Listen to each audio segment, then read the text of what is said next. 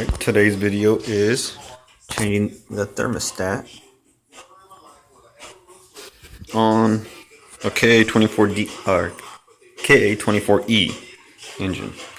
Alright, first thing I already did was, I didn't record this, but take off the intake, which loosened 10mm bolt on this side, 10mm on this side.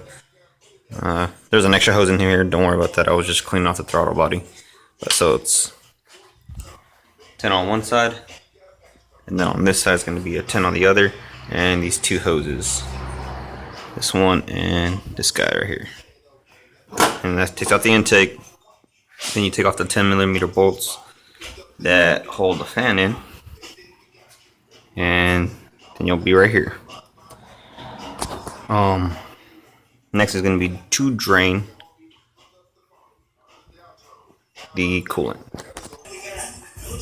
Alright, once you let it cool down a little bit, take off the radiator cap, and I pop the hose down here.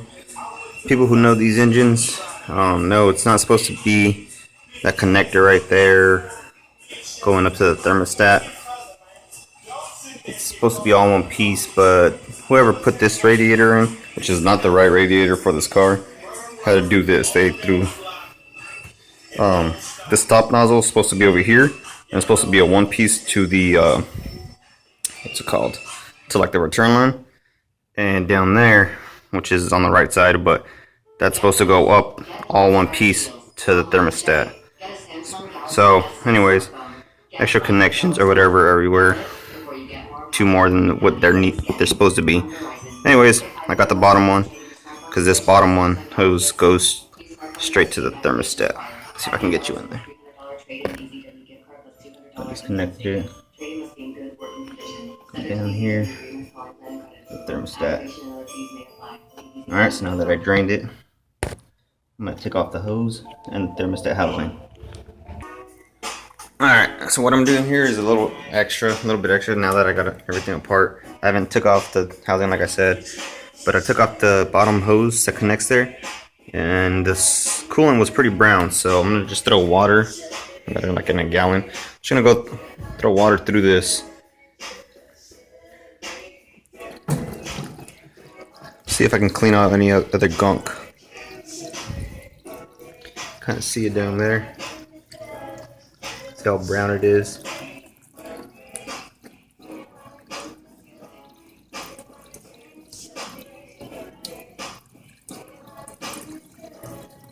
It'd be smart if I had like a legit coolant cleaner, but I don't. I came up with this like last second, so yeah. So I'm just gonna go a whole gallon and just clean it out. So alright, hold it out. 310mm holding it in. Now I just gotta clean off all this blue RTV. Clean them off so it has a clean sealing surface, and then we'll go from there. And kind of already got some another one, but this is the new one. This is the old one. So alright, use a drill bit with the fucking wire brush at the end. Clean off the surface up here. Nice and clean. Alright, now before you do it on this side, you want to plug up the hole so any debris will stay out of there. So yeah, I'm gonna go find a rag or something and just plug it up.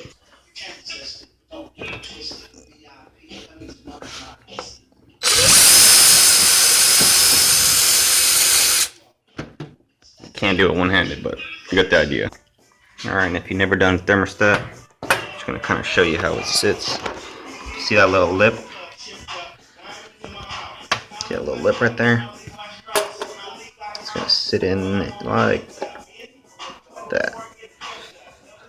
And then you're gonna put the housing over. Alright, so I'm gonna have it sit right there. I like to put a little bit on all the corners so it keeps it in place.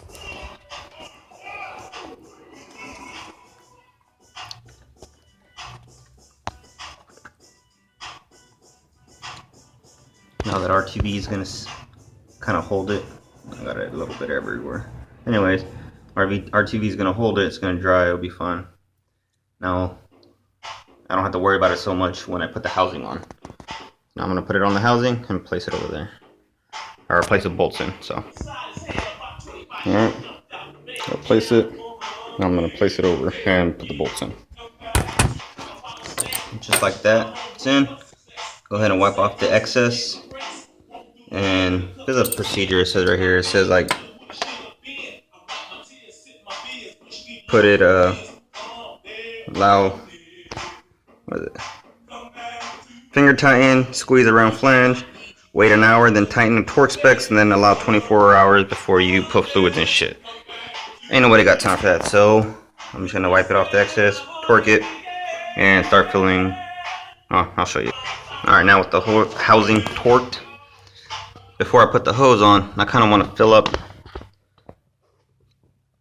as much as I can of the cavity to minimize the air that's in here.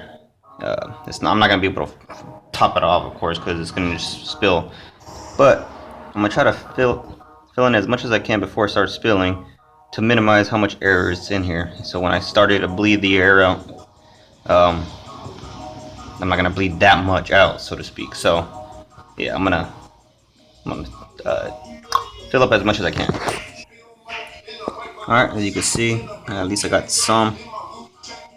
It's not topped off, but better than having a big ass air pocket there. And I'm gonna do the same when I connect the bottom hose. Right before I connect it to the thermostat housing, I'm gonna keep it out here. I'm gonna fill it up more or less halfway, because if I top it off and I try to put it on, it's just gonna spill everywhere. But at least halfway, just so it'll minimize the air pocket. Alright, so this is where it kind of gets, you gotta kind of remember everything. So now, if you think about it, the whole radiator is empty. I open this line, so that's empty, all the way up into the return or whatever. And I disconnected the bottom right here, and that's gonna go to the housing. Okay, I kind of filled it up right here. I'm gonna fill both these. It's not really gonna matter because the pressure is gonna push it towards the one. Let me try to clear my words. I'm gonna fill this up. More than likely, it's gonna start pushing out of here. When that starts happening, so then we know reservoir is full. Pushing the fluid up, it's gonna come out here, or vice versa. Or if the reservoir fills up, then I'm just gonna start filling more over here. Anyways, gotta make sure we got these two. And when these two are full, I'm gonna connect this one back to the housing. So that's gonna eliminate that line. If this is still full, I'm gonna then open up this line, fill as much as I can in this line, connect it back, and then top it off right here. And that should minimize any air pockets that we have left. So I'm gonna first fill up the reservoir, see if I can start pushing in the weight of it can start pushing it out of the hose that's going to the thermostat.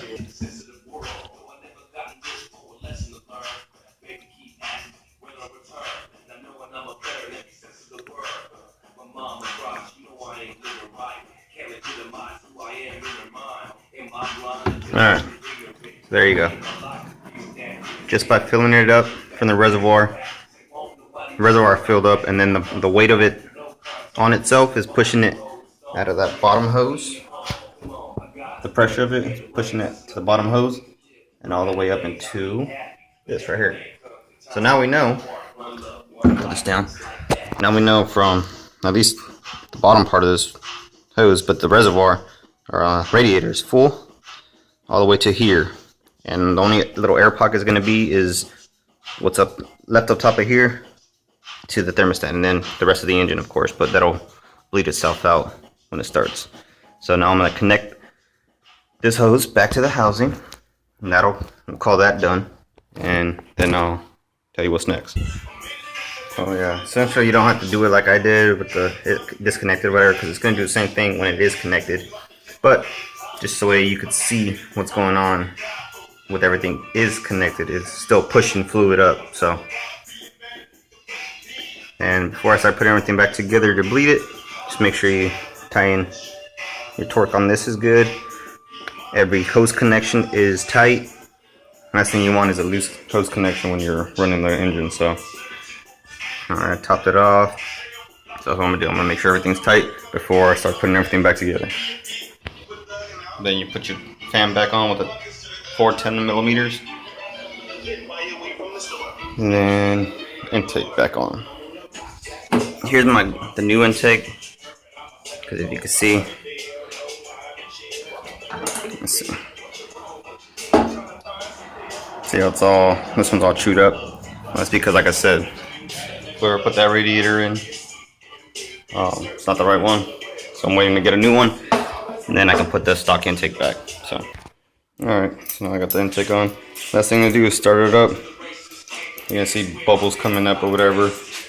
And let it run for like 15 minutes before you even take it out. Let it get to operating temperature, so you know that the thermostat is opened up and any air that's behind there gets pushed through, and it's all going to come back to this top side, and it's going to burp itself out. So let it get to operating temperature.